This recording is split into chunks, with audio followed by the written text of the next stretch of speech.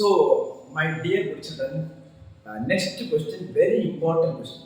First physics, first chapter, ஆறாவது digit.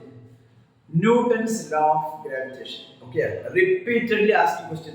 அதனால கண்ணை மூடி படிச்சுட்டு வந்துடலாம். Okay, see, Newton's law of gravitation ஒண்ணுமே இல்லைனா வெரி சிம்பிள், ஒண்ணுமே கிடையாது.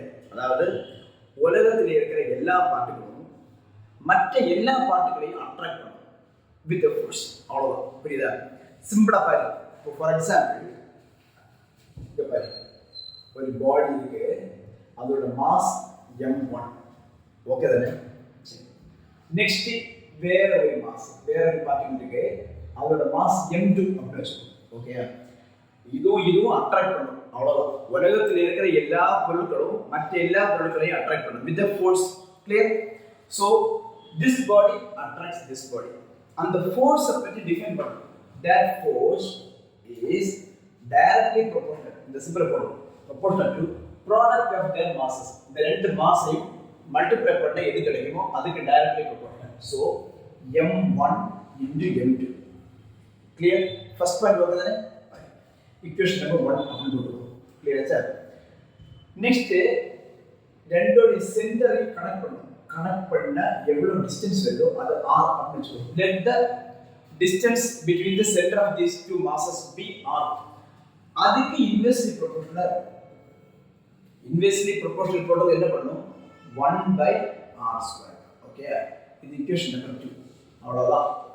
சோ சுருக்கமா சொன்னா, a body attracts other body, so there is a force between them. That force is directly proportional to product of their masses, inversely proportional to square of the distance between them. அப்ப என்ன கிடைக்கும்? Mass ரெண்டும் அதிகமாக force அதிகமாகும். Distance increase ஆக அந்த force வந்து கம்மியாகும். அவ்வளவுதான், புரியுதா? பட் ரெண்டையும் கனெக்ட் பண்ண என்ன கிடைக்கும்? F proportional to மேல என்ன இருக்கு? m1 m2 divided by r². அவ்வளவுதான். ப்ரொபோர்ஷனலா மாத்தணும். என்ன பண்ணலாம்?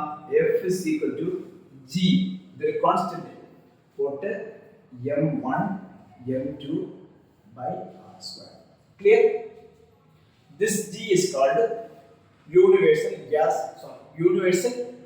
gravitation constant. Okay, universal gravitation constant. அதோட வேல்யூ எங்க போடுறேன்? g is equal to 6.674 into 10 power minus 11 Newton meter square kilogram raised to minus 2. தெரியுதா? 6.674 into 10 power minus 11 Newton meter square kilogram raised to minus 2. Okay, so this is called Newton's universal law of gravitation. Important question, நல்லா படிச்சுக்கோ, full mark. Okay.